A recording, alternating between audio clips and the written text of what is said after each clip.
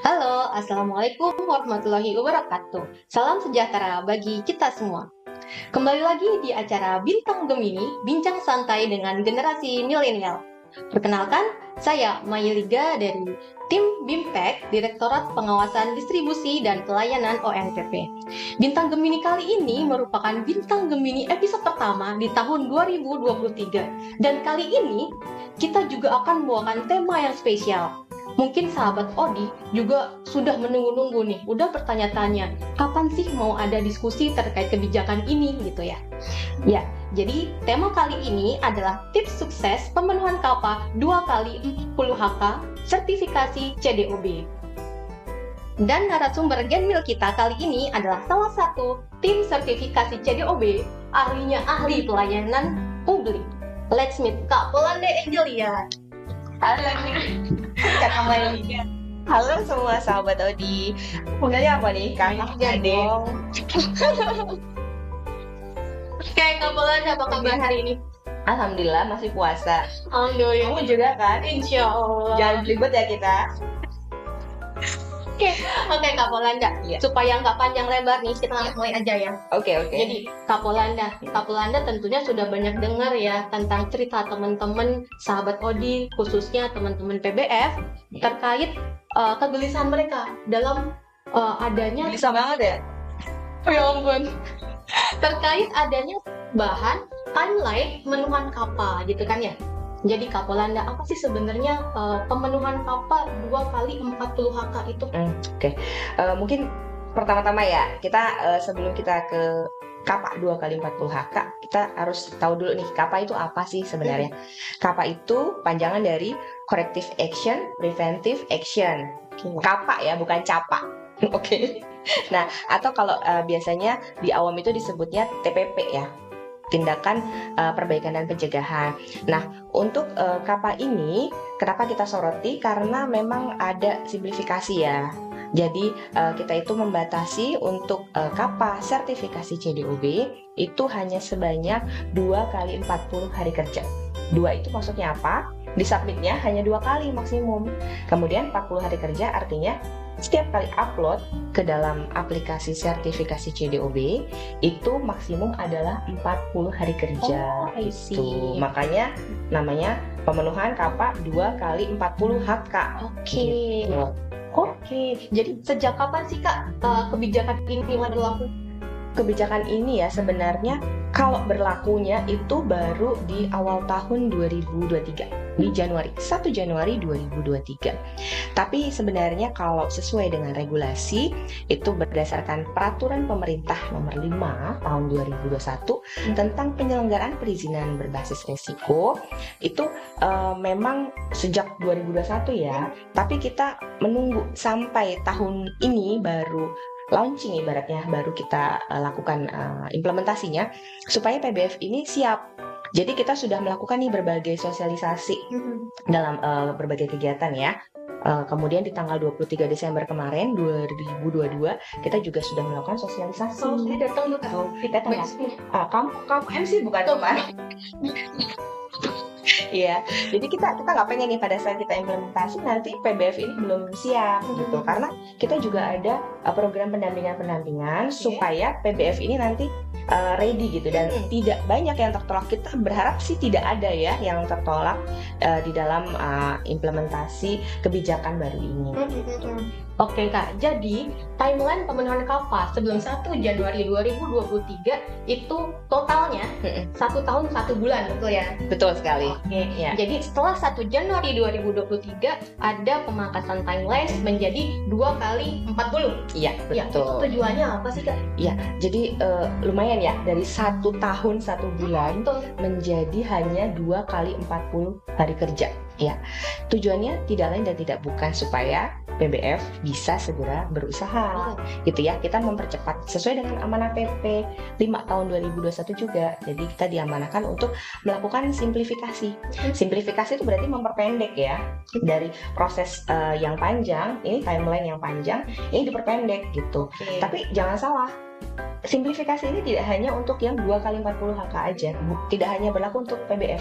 Kita sebagai petugas ya, petugas Badan POM, ini juga diperpendek timelinenya. Jadi kita juga sama kejar-kejaran nih. Kita sebelumnya kan 54 hari kerja ya. Nah, sesudah ada PP 5 tahun 2021 ini menjadi 49 hari kerja gitu. Jadi sama-sama ketat ya. Iya. Larinya sama ya, bareng ya. Semoga nih nggak tubrukan nih. Jangan tubrukan. Gitu. Hanya dari PBF, tapi juga pemerintah. Yuk kita lari bareng gitu ya. Harus.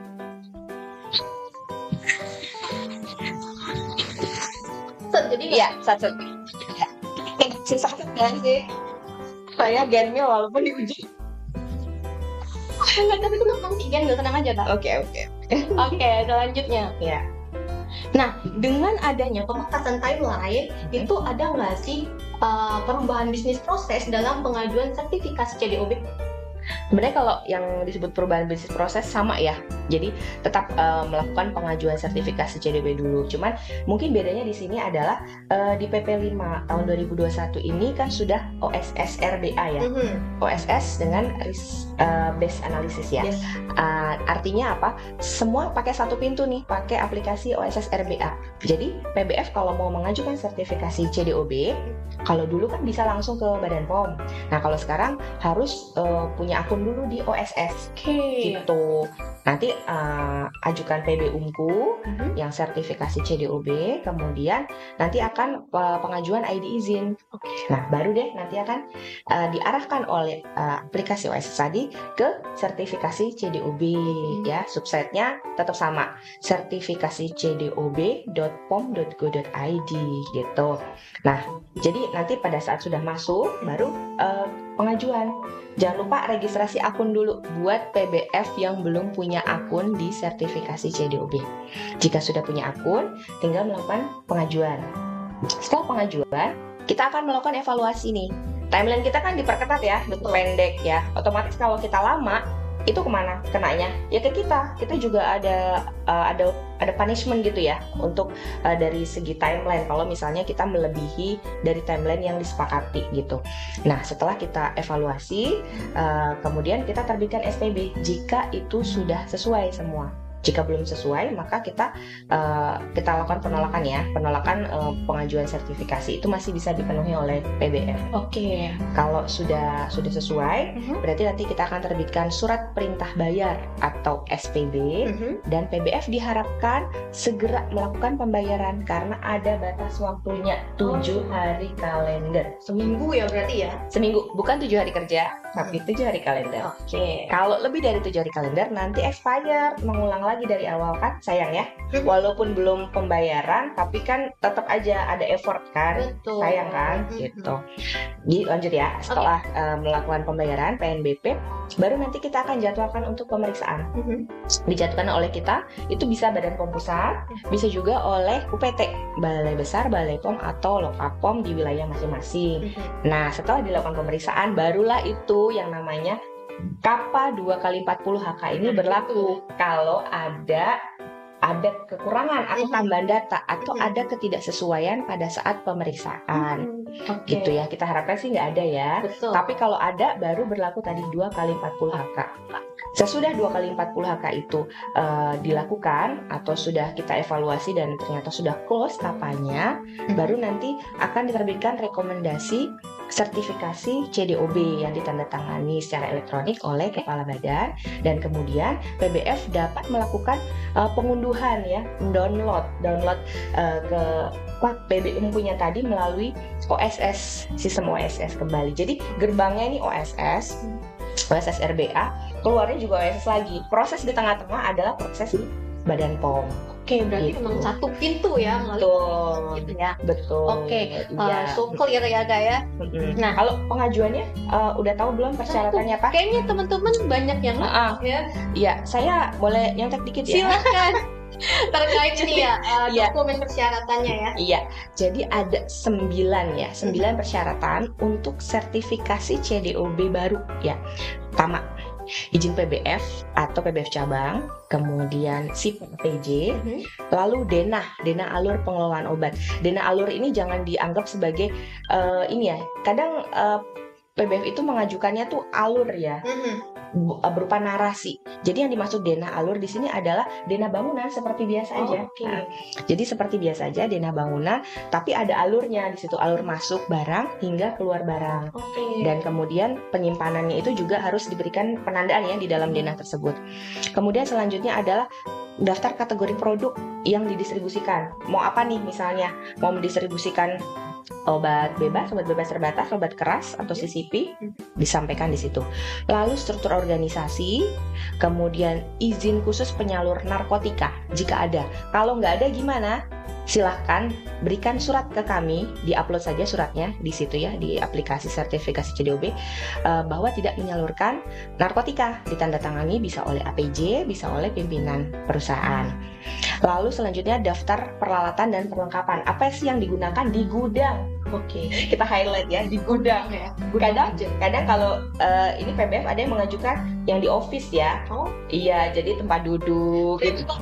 Printer, gak apa-apa. Yang di gudang aja ya. Kalau mau ditambahkan itu boleh, tapi yang di gudang utamanya gitu. Kemudian kebijakan mutu dan daftar SOP. Nah ini maksudnya apa? Kebijakan mutu itu ada dokumen kebijakan mutu perusahaan, silakan dilampirkan. Itu bisa berupa visi misi juga. Dan daftar SOP yang dimiliki oleh perusahaan. Kemudian surat pernyataan pimpinan tidak terlibat tindak pidana. Ini yang paling penting ya. Jadi dilampirkan surat pernyataan tersebut, ditandatangani oleh pimpinan ya, bukan APJ. Kemudian diberi materai. Itu yang diupload. Jadi total ada 9 ya yang harus diupload pada saat pengajuan sertifikasi CDOB. Ya ampun, mantap banget ya, penjelasannya sangat rinci. Iya, saya haus. Enggak ya? Nggak boleh. Puasa. Apinya ada di warung. Kamulan ya, tadi kan udah nyenggol sedikit nih tentang biaya ya. Iya. Nah, ada pemangkasan timeline. Ada juga nggak sih pemangkasan biaya? Kalau biaya sama ya. Jadi untuk sertifikasi CDOB 7 juta ya. Resertifikasi 7 juta. Untuk adendum penambahan gudang itu 5 juta. Nah, kalau untuk adendum atau perubahan sertifikat yang tidak memerlukan pemeriksaan itu 500 aja. 500 aja. Apa ya 500 aja ya? 500 aja ya. Nggak perlu. Nah, jenis sertifikasi itu kan ada macam-macam. Ada sertifikasi baru, kemudian ada resertifikasi, lalu ada adendum dan lain sebagainya. Itu kan ya. Nah, untuk kebijakan pemenuhan KAPA 2x40 HK ini apakah berlaku hanya untuk sertifikasi baru atau untuk semuanya? Untuk 2x40 HK ini hanya berlaku untuk sertifikasi baru, kemudian resertifikasi dan adendum yang memerlukan pemeriksaan ya. Kenapa yang kalau adendum tidak memerlukan pemeriksaan itu nggak perlu 2x40 HK?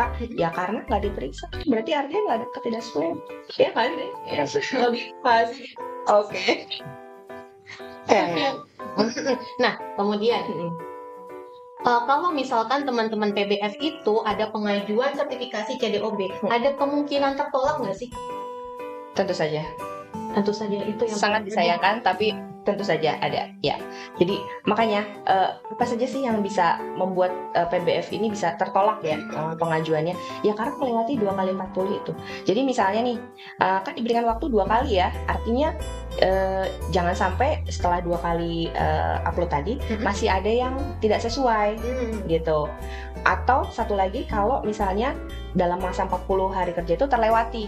Jadi misalnya lebih dari 40, 42, 43 gitu ya, ya nggak bisa gitu. Karena secara sistem ini sudah ada ya. Jadi nanti akan ada fitur penolakan di dalam akun PBF masing-masing nih. Kalau yang sudah punya akun pasti tahu nih ya, di situ sudah ada fitur penolakan gitu. Jadi memang tertolak by system gitu. Tertolak by system. Strictly for PHK. Wow, kamu sangat fluent ya. Nah, kemudian Kak, kalau misalkan tertolak, apa yang harus dilakukan oleh PBF? Nah, kalau misalnya tertolak, ya sudah, kita dengan berat hati menyatakan bahwa mengajukan ulang. Sayang ya, jangan sampai ya. Jadi mengajukan ulang itu berarti prosesnya dimulai lagi loh, bayarnya lagi, terus pemeriksaannya lagi, nggak didatangi lagi sama Badan POM. Mau kan?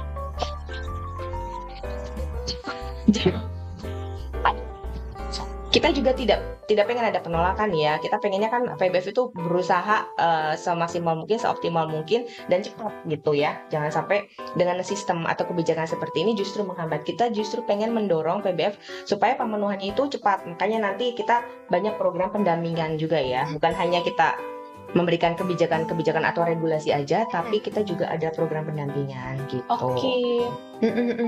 Nah, terus Kak, jadi semua alur pengajuan sertifikasi itu kan dilakukan by system ya tadi. Iya. Kita udah ngobrol gitu. Nah, apakah PBF juga bisa tahu status perjalanan dari permohonan mereka? Tentu saja. Oke. Iya, ada di aplikasi sertifikasi CDOB. Jadi di situ kita ada folder-folder ya, ada fitur-fitur di situ yang bisa kelihatan nih, misalnya PBF ini lagi di mana nih? Lagi di evaluasi KAPA atau di permintaan KAPA atau justru lagi di proses pembayaran, menunggu bayar dan lain-lain. Termasuk tadi ya penolakan ya, yang kita harapkan tidak ada PBF yang masuk ke situ gitu ya. Makanya kita wanti-wanti banget nih supaya terjaga nih pemenuhan KAPA 2 kali 40 hari kerjanya gitu. Oke, ini berarti sistemnya itu sangat real dan transparan gitu ya? Iya, transparan banget. Benar. Kita nggak bisa memanipulasi ya, mohon maaf kita nggak bisa karena emang begitu sistemnya. Jadi dari petugas bisa memantau, dari PBF pun juga bisa memantau kita gitu ya? Betul. Oke, nah kemudian Kak, pada aplikasi tersebut apakah PBF juga bisa mengetahui status KAPA yang keberapa, kemudian sisa hari kerjanya berapa, seperti itu? Pertanyaan bagus. Yeay. Oke. Ya karena ini adalah fitur baru ya, fitur baru yang memang kita sisipkan di dalam aplikasi itu supaya PBF itu bisa mengetahui perjalanan sisa hari lah ya, sisa harinya. Jadi di situ KAPA-nya ada berapa, kemudian KAPA yang ke berapa, kan ada KAPA 1 dan 2 ya, karena tinggal 2 kan ya, KAPA 1, KAPA 2, kemudian berapa hari lagi nih batas waktunya. Kalau awalnya kita pengembangan itu kita ngitungnya ke atas nih. Jadi hari kerjanya 1, 2, 3, 4, 5 sampai 40. Tapi pada saat sosialisasi pada 23 Desember 2022 itu banyak PBF yang menginginkan supaya menghitung mundur 40, 39, 3, 2, dor. Ya, jangan sampai gitu ya. Nah, jadi supaya kan kalau udah tinggal 3, 2 gitu kan udah deg-degan ya. Itu emang diharapkan efek kejutan seperti itu gitu ya. Sampai kejut gitu lah. Iya, gitu, panik. Ya, itu memang yang diharapkan gitu, biar cepat kita. Oke, jadi luar biasa sekali aplikasinya Kak Polanda. Jadi sahabat Odi bisa cek secara mandiri pengajuannya tanpa bingung-bingung harus tanya kemana, sudah sampai mana pengajuannya gitu kan ya. Oke, nah Kak Polanda, kebanyakan PBF, terutama APJ, yang merupakan key person penyelesaian KAPA, pasti was-was dengan kebijakan yang baru ini gitu kan ya. Nah, ada nggak sih dari Kak Polanda dan teman-teman sertifikasi gitu? Ini berdasarkan pengalaman ya, karena kan kita sudah menjalankan 2 kali 40 ini kan sudah beberapa bulan ya dari Januari ya. Berdasarkan pengalaman sih akan lebih cepat jika PBF itu PJ ya, PJ yang di PBF tersebut yang dilakukan pemeriksaan itu menanyakan secara jelas gitu. Pada saat kita sebelum BAP itu kan itu kita ada temuan-temuan ya yang ditemukan oleh petugas di situ. Itu tanyakan dengan detail. Kalau saya temuannya seperti ini, nanti saya KAPA-nya apa ya? Kalau KAPA-nya saya begini, gimana? Kira-kira diterima nggak? Berdasarkan pengalaman, itu akan lebih baik gitu. Karena pada saat pemeriksaan itu saatnya bertatap muka langsung dengan petugas, iya kan? Betul. Belum tentu kan kita bisa bertatap muka langsung pada saat kesempatan yang lain, apalagi kalau sudah selesai BAP, sudah selesai pemeriksaan. Jadi gali sebanyak-banyaknya di situ.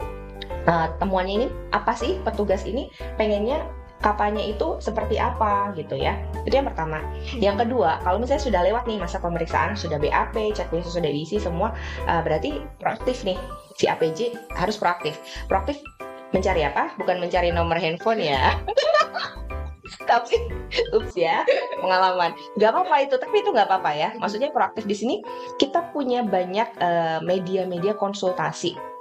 Perlu sebutin nggak nih, spill nggak nih? Iya dong. Spill ya. Ya, jadi kalau di Badan POM Pusat itu ada live chat ya, ada live chat itu konsultasi interaktif dengan petugas. Petugasnya siapa saja bisa ya, itu kan bergantian terus dari hari Senin sampai Jumat di jam kerja dan di hari kerja tanpa istirahat. Itu bisa bertanya di situ, bisa bertanya misalnya gini, butir sekian, saya temuannya begini Kak, gitu ya. Terus saya mau menjawab seperti ini, apakah sudah benar? Diskusi aja seperti itu di live chat ya. Live chat itu bisa diakses di mana? Di sertifikasi cdob.pom.go.id gitu. Udah hafal ya kamu? Nah, kalau UPT itu bisa juga, tapi bukan live chat mungkin ya. Kalau di UPT atau di balai besar loka itu mungkin tatap muka ya, bisa tatap muka langsung dengan petugas pemeriksa atau minta aja kontak ya. Itu ya. Tapi kalau ngasih ya, mohon maaf nih, bukan kita gimana ya, kita banyak nomor kita ini sudah tersebar ke seluruh dari ujung sana penjuru Indonesia gitu ya. Jadi kadang kalau kita sudah tersebar nomornya gitu, kita kan khawatirnya respon kita slow ya, slow respon gitu. Nah kita juga nggak pengen kayak gitu, karena kan kita pengennya cepet satset gitu ya. Jadi yang satset di mana? Ada di live chat gitu ya. Kalau mau email boleh email ke mana? Distribusi ONPP pom.go.id bisa, atau ke UPT-nya minta emailnya gitu. Atau kalau boleh dapat nomor handphone lebih bagus, tektokan gitu nggak apa-apa gitu, boleh aja. Itu tatap muka di Atene, di gedung Atene. Hari Senin dan Kamis, ingat ya, bukan Senin sampai Kamis, tapi Senin dan Kamis. Mohon maaf, kita SDM terbatas. Senin dan Kamis dari jam 8.30 sampai jam 12 gitu. Oke. Di gedung Athena, gedung Athena. Ya, POM. Gedung Layanan Publik Badan POM yang di Percetakan Negara, lantai 6 gitu. Oke, tapi benar sih Kak ya tadi yang ketika tugas datang ke sana, ketika menyampaikan temuan-temuannya, ada baiknya teman-teman PBF itu menanyakan ya, betul, ini maksudnya gimana sih? Kalau data dukungnya seperti ini, benar nggak sih kayak gitu ya? Jadi PBF tuh udah kebayang perbaikannya mau seperti apa, gitu ya? Iya, jangan terlalu pasrah ya. Iya betul ya. Nanti kita udah pergi, nah tadi apa ya? Iya, gimana ya? Nanti susah nyarinya kan. Oke. Nah, Kapolanda, selain kanal konsultasi yang sudah disebutkan tadi sama Kapolanda, ada nggak sih program khusus, program pendampingan yang diselenggarakan oleh Direktorat Pengawasan Distribusi sendiri? Ya, tentu saja ada ya. Tadi seperti yang saya sampaikan di awal tuh, jadi kita juga ingin membuat PBF itu siap ya kan. Kita juga ada program pendampingan dalam rangka pengawalan 2x40 HK ini. Salah satunya adalah Smart CDOB ya. Contohnya Smart CDOB. Smart CDOB itu gimana sih? Jadi kepanjangannya apa? Sosialisasi, pendampingan, asistensi, sertifikasi CDOB. Apa? Ya, jadi Smart CDB itu diperuntukkan untuk PBF baru gitu ya, PBF baru lahir nih PBF-nya, dan mungkin belum tahu nih apa sih CDOB itu, gimana sih persyaratannya, nanti kalau diperiksa apa aja yang diperiksa gitu ya. Nah itu di aplikasi sertifikasi CDOB itu ada secara berkala membuka kesempatan ya untuk mendaftarkan di Smart CDOB. Nah itu 4 minggu ya berlakunya, itu 4 minggu. Jadi di situ PBF itu bisa belajar mandiri, kemudian diberikan materi juga oleh narasumber dari Badan POM yang saat ini masih dihandle oleh Badan POM Pusat ya, oleh Wasdis gitu. Kemudian ada desk juga. Jadi kalau misalnya ada yang nggak tahu ini gimana sih, dokumennya apa, atau ini siapa sih namanya gitu ya, itu bisa ditanya ya terkait sertifikasi CDOB gitu. Kemudian diharapkan ya dengan hal seperti itu, maka APJ ini juga lebih siap gitu dalam menghadapi battle ya. Memang battle sih. Battle ya, memenuhi CDOB ini kan, karena checklistnya banyak ya itu gitu. Oke, gitu itu Smart CDOB ya. Terus kita juga ada Deskapa. Ya, Deskapa otomatis. Kalau dulu kita Deskapa mungkin bisa beberapa bulan sekali ya, tapi kalau sekarang ini kami akan mengusahakan 1 bulan sekali. Wah, luar biasa. Ya. Kenapa? Karena hanya 2 kali. Ya, Yang deg-degan tuh gak cuma PBF, KPA juga deg-degan gitu. Iya. Jadi kita usahakan setiap bulan ya, secara berkala gitu, untuk PBF yang sudah KAPA kedua sih ya. Kalau KAPA pertama mungkin masih agak jauh ya. KAPA kedua deh gitu. Supaya jangan tertolak. Kita juga tidak mau kalau ada pengajuan sertifikasi tertolak. Kita tuh sayang sama kalian. No, lo beneran ini. Beneran. Ya, Smart CDOB ini ya, mungkin teman-teman juga sudah tahu ya tadi yang Kak Pelanya jelaskan, dan teman-teman juga bisa cek di YouTube Direktur Pengawasan Distribusi di episode Podisian itu oleh Ibu Direktur kami juga telah memaparkan terkait Smart CDOB. Jadi teman-teman kalau misalkan masih bingung terkait Smart CDOB bisa ceki. Iya, bukan swab. Oh enggak. Ceki. Kanan, kiri. Di mana nih sekarang? Oke, kalau enggak, Iya. back to the track. Oke. Oke, kalau Deskapa itu gimana sih teknis pelaksanaannya? Deskapa ya. Kalau Deskapa itu kita kan mengundang ya. Jadi kita kan punya data nih. Makanya tadi di aplikasi sertifikasi CDOB itu selain transparan, itu kita juga bisa menarik data dari seluruh Indonesia ya, PBF yang sedang berproses sertifikasi CDOB. Dan untuk PBF yang sudah KAPA kedua, sudah di ujung tanduk ibarat kata ya, di ujung nih sebenarnya, soalnya udah nggak ada KAPA ketiga kan, nah itu kita akan undang gitu. Jadi jangan khawatir ya, nanti kalau kita mengadakan itu biasanya bisa daring, bisa luring. Nggak masalah sih kalau kita tidak bertatap muka secara langsung ya, maksudnya secara luring, secara offline, kita bisa juga daring secara online gitu. Kita biasanya sebarkan itu langsung sih ke PBF-nya. Ke PBF yang bersangkutan kita berikan, kita surati melalui email atau kita telepon ya. Kita kan ada HP layanan publik juga, jadi kita telepon sesuai dengan nomor yang ada di aplikasi sertifikasi CDOB. Jadi guys, tolong di-update. Nah, itulah. Di-update di profil PBF sertifikasi CDOB. APJ lama tolong diganti, kalau misalnya kontaknya masih ada tolong banget diganti ya. Soalnya nanti kita mau hubunginya kemana guys kalau nggak ada di situ. Udah mau diundang, Tapi sayang banget. tayang. Ya. Oke.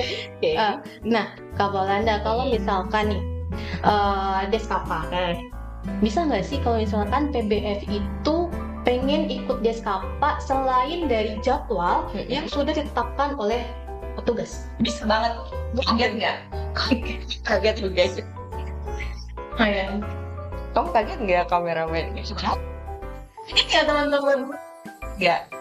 Biasa aja ya, boleh, nggak apa-apa. Jadi selama ini memang udah banyak kok PBF yang ini Deskapa gitu ya, sendiri ya, secara mandiri gitu. Mungkin ya itu tadi karena pada saat pemeriksaan mungkin belum clear itu tadi ya, diharapkan sih sudah clear pada saat pemeriksaan. Jadi kadang masih bingung, kita pengen ini nih, tolong dong diperiksain dulu misalnya gitu, boleh kayak gitu. Biasanya kita ada media yang kita kasih ya, misalnya saya kasih alamat email gitu misalnya, jadi nanti kannya di situ gitu, bisa lewat situ. Atau kalau mau Deskapa sendiri yang tadi sesuai dengan pertanyaan, bisa juga, misalnya kita Zoom ya, kalau misalnya jauh Zoom. Tapi kalau misalnya dekat, bisa juga langsung datang ke sini, tapi mohon perjanjian dulu ya. Mohon perjanjian dulu nih ya, soalnya ya kadang kita ada tugas misalnya ya, dadakan atau gimana, kita belum ada perjanjian gitu, takutnya kesini udah jauh-jauh, petugasnya nggak ada. Sayang, karena kita kan tayang kalian. Tayang. Iya gitu.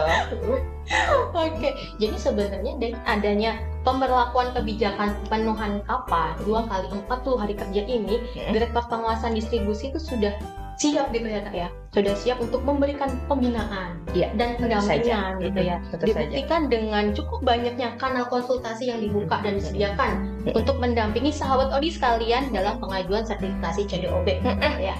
Betul sekali. Kak Pula udah seru banget nih menjelang kita siang hari ini ya. Siang ya. Maksudnya terima kasih banyak atas kebersamaannya dan penjelasan luar biasa. Pemenuhan KAPA. Iya. Semoga teman-teman PBF nggak gundah gulana lagi, nggak was-was lagi, nggak deg-degan lagi. Gimana nih kalau nggak terpenuhi kapalnya gitu ya? Iya. Jadi tenang aja, ada Kapolanda dan tim yang akan siap membantu. Sama kayak Meliga juga ya. Ini kita ada iklan untuk ini nggak nih, promosiin IG kita nggak ini? Tapi jangan lupa untuk follow dan subscribe media sosial kita agar selalu keep in touch gitu Ya itu. dengan informasi-informasi yang kita sampaikan. IG Dan mana? ada di situ ya. Tentu. IG-nya di mana kalian? Wasdis. Dot. .com. Jadi IG-nya ada di Wasdis. Mohon maaf, saya aus. Dan YouTube ada di Dit Pengawasan Distribusi dan Pelayanan ONPP Bepom. Ya, jangan lupa subscribe dan follow. Oke. Nah, Kapolanda, mungkin video ini akan tayang di mendekati Lebaran. Oh iya. Gitu ya. Jadi Gitu izinkan kami untuk mengucapkan Selamat Hari Raya Idul Fitri. Mohon maaf lahir dan batin. Ya. Nah, sekian dari kami Kapolanda. Izin saya Mailiga menutup bincang-bincang santai kita pada siang hari ya. Oke? Bintang Gemini. Bintang Gemini. Oke, wassalamualaikum warahmatullahi wabarakatuh. Sehat selalu teman-teman. Dadah.